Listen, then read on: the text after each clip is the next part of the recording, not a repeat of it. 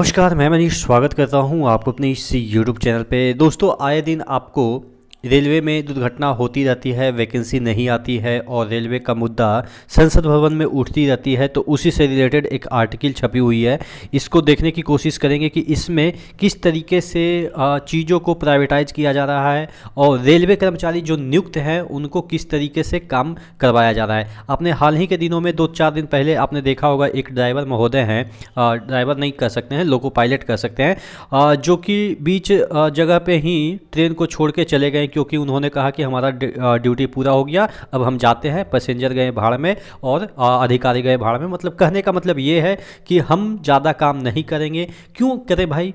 कोई 16-16 घंटे ड्यूटी करेगा, उसके बाद भी कहेगा कि 2 घंटे और कर लो। और 2 घंटे कराने के बाद भी मैं आपको बताता हूँ रेलवे की रियलिटी क्या है कि 2 घंटे काम करवाने के बाद भी उसको 2 घंटे का इंसेंटिव नहीं मिलता है। कहने का मतलब जो एक्स्ट्रा वर्क करते हैं ना, वो वहाँ पे नहीं दिया जाता है। ऐसा इसलिए किया जाता है ताकि अगर वो दिखाएंगे कि 16 से 18 घंटे इसने काम किया तो रेलवे अधिकारी पे जांच बैठ जाएगा कि 18 घंटा आपने कैसे काम करवा लिया।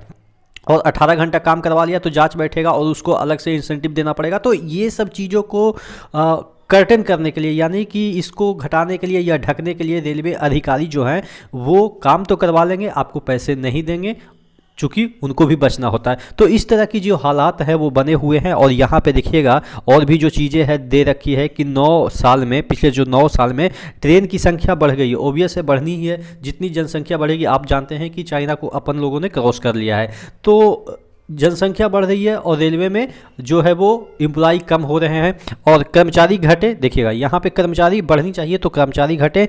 3.5 लाख पद खाली है, ये ऑफिशियल डेटा है। और ऑफिशियल डेटा आपको भी पता है कि कितने होते हैं। कहीं भी दुर्घटना होती है तो क्या लिखता है पेपर वाले कि 35 लोग मारे गए।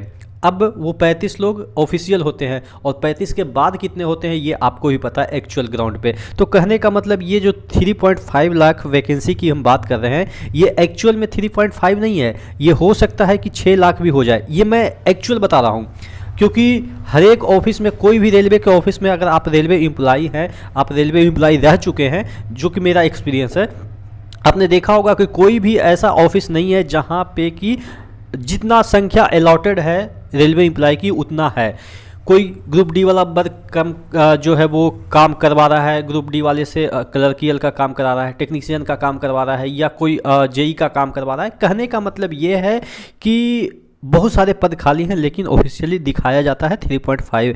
और इस समय चल रही है जो ट्रेनों की संख्या कितना है, इस समय 13,523 ट्रेन चल रहे हैं। तो देखिए, कहने का मतलब ये है कि टोटल यहाँ पे जो 2 दिन पूर्व संसदीय बोर्ड की बैठक में रेलवे परिचालन पर कोई चर्चा नहीं हुई।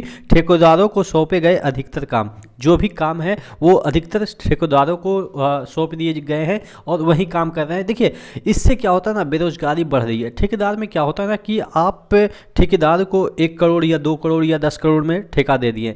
अब वो 1 करोड़ या 10 करोड़, सपोज 10 करोड़ में वो चाहता है कि 5 करोड़ मेरे पॉकेट में रहे और 5 करोड़ से वो 2 करोड़ रेलवे अधिकारी को घूस देगा, फिर बचा 3 करोड़ में वो काम कराएगा ऐसे कि आप समझ गए होंगे कि 10 करोड़ का काम अगर 3 करोड़ में काम हो रहा है तो आप समझ सकते होंगे किस हद तक वहाँ पे काम होता होगा, किस तरीके से काम होता होगा। तो कहने का मतलब ये है कि इस तरीके से जो व्यवस्था चल रही है वो थोड़ा सा दयनीय है। अब जो रोष है बच्चों के मन में एनडीए के प्रति या बीजेपी के प्रति, वो कन्वर्ट नहीं हो रहे हैं, सीट में कन्वर्ट नहीं हो रहे हैं, इलेक्शन में कन्वर्ट नहीं हो रहे हैं। हो सकता है इलेक्शन 2024 के जो इलेक्शन हो उसमें कुछ मुद्दा बने, लेकिन स्टेट में तो अभी तक हम लोग रोष प्रकट करते हैं कि वैकेंसी दो, नहीं तो वोट नहीं देंगे। लेकिन क्या होता है कि लास्ट परिणाम आप देखते हैं कि इस तरीके से कल का रिजल्ट या परसों का रिजल्ट आपने देखा होगा कि जिस तरीके से आया। तो थोड़ा सा दयनीय स्थिति है, सोचने ये स्थिति है। लेकिन मैं आपको एक ही चीज़ कहूँगा कि रेलवे तो आप तैयारी करते रहिए, लेकिन रेलवे के भरोसे भी कभी मत बैठिए। जिस तरीके से अगर एनडीए की शासन हो तो, यानी कि अगर बीजेपी की शासन हो तो रेलवे या कोई भी जॉब के प्रति अकेला कि अगर हम एसएससी के प्रति बैठे हैं तो एसएससी में हो ही जाएगा, ऐसा नहीं है। हालांकि एसएससी अभी अच्छी खासी वैकेंसी दे रही है। जीडी की वैकेंसी हालांकि कम ही आई है, ज़्यादातर आई नहीं, 26-27 हज़ार के अराउंड में वैकेंसी आई है, जो कि पहले 50-50 हज़ार आती थी।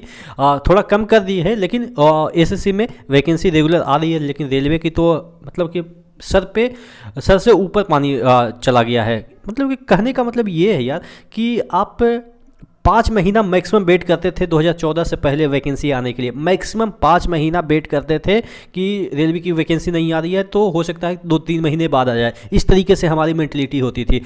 अब लगता है कि दशक हो जाएंगे, 6 साल तो हो ही गए, 5 साल टर्म होते हैं, 6 साल क्रॉस हो गए। अब पता नहीं 24 में नहीं आया तो आप मान के चलो कि रेलवे बंद ही हो गया है आप स्टूडेंट के पॉइंट ऑफ व्यू से। तो कहने का यही तात्पर्य है कि थोड़ा सा दयनीय स्थिति है, लेकिन तैयारी करते रहिए। 24 का मोस्ट प्रोबेबली सिनेरियो बन रहा है कि 24 में वैकेंसी आए, गवर्नमेंट किसी की भी आए, लेकिन 24 में इलेक्शन से पहले वैकेंसी देखने को मिलेगी। और इसी तरह के वीडियो के लिए बने रहेगा चैनल के साथ। चैनल पे नए हैं तो सब्सक्राइब जरूर करिएगा। नेक्स्ट वीडियो मिलता है, तब तक के लिए जय हिंद।